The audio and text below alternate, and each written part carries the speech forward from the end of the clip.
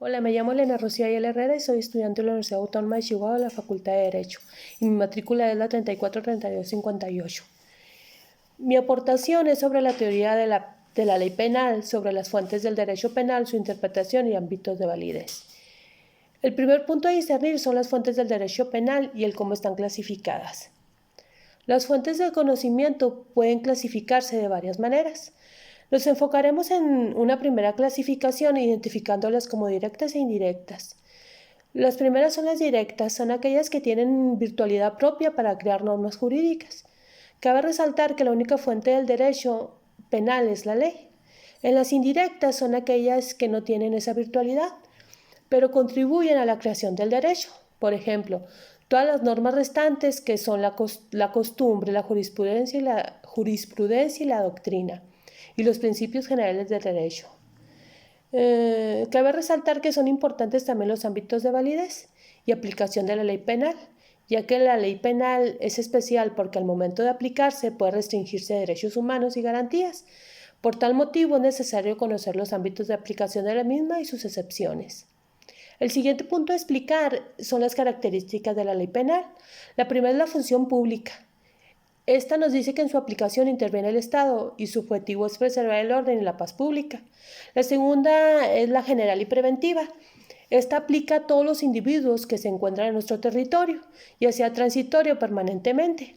Además, su sola publicación tiende a evitar la consumación de delitos por el temor que infunden los individuos, ya que en caso de comisión de un delito será sujeto de una aplicación de la pena o una sanción correspondiente.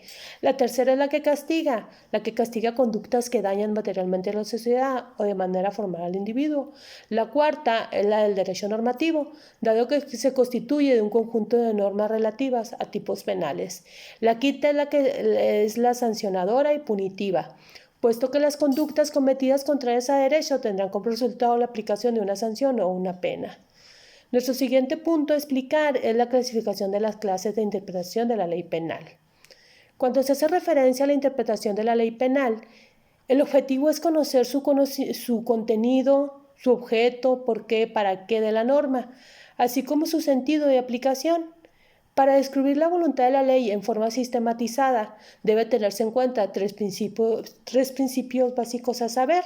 La primera es la categoría de la norma, la segunda es la interrelación entre los diversos mandamientos y la tercera es la teología perseguida en las leyes. Existen diversas clases de interpretación según los criterios aplicados para este fin. El primero es por los sujetos, la que realizan, es decir, su origen.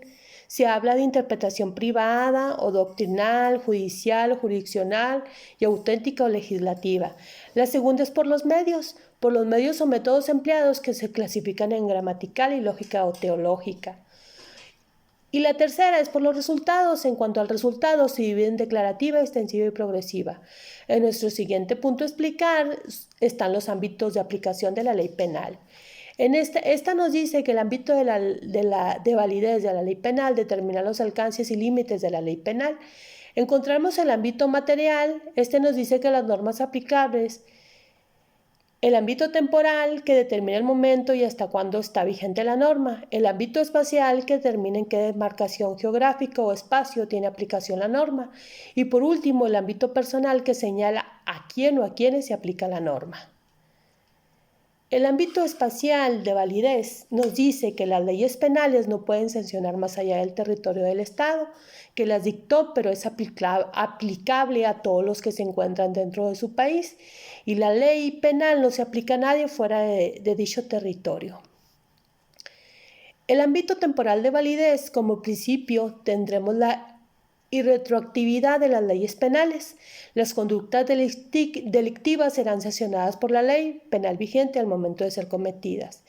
El ámbito material de validez, esta nos dice que los estados federados convienen en que la federación determine cuáles acciones delictivas serán sancionadas exclusivamente por las leyes penales federales y cuáles podrán ser reguladas conforme a las leyes penales locales. Otro ejemplo podría ser el fuero militar.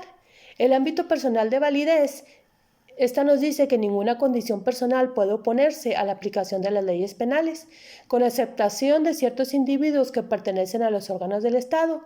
Se establece la necesidad de un procedimiento especial para la aplicación de la ley penal, pero no deja de aplicarse.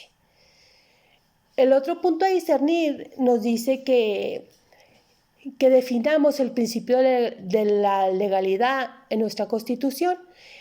El artículo 14 constitucional dispone que nadie puede ser privado de sus propiedades, posesiones o derechos, sino mediante juicio seguido ante los tribunales previamente establecidos, en el cual se cumplan las formalidades esenciales del procedimiento y conforme a las leyes expedidas con anterioridad al hecho. En los juicios del orden criminal queda prohibido imponer por simple analogía y aún por mayoría de razón pena alguna que no esté decretada por la ley exactamente aplicable al delito que se trata. En los juicios de orden civil, la sentencia definitiva debería ser conforme a la letra o a la interpretación jurídica de la ley, y a falta de esta se fundará en los principios generales del derecho. El siguiente punto nos dice que mencionemos el ordenamiento legal donde se fundamentan los delitos federales, es decir, donde dice sobre qué conocerán los jueces federales. El material. Sería el material. La división según la materia se encuentra constituida de la siguiente forma. El fuero común u ordinario, todos los delitos son del fuero común, excepto aquellos expresamente reservados para conocimientos de la Federación.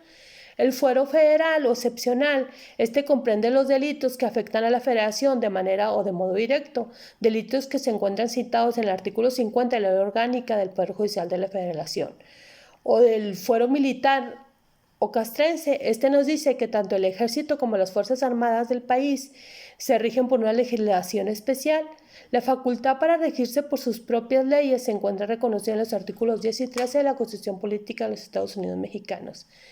El otro punto nos dice que citemos el fundamento legal del derecho militar.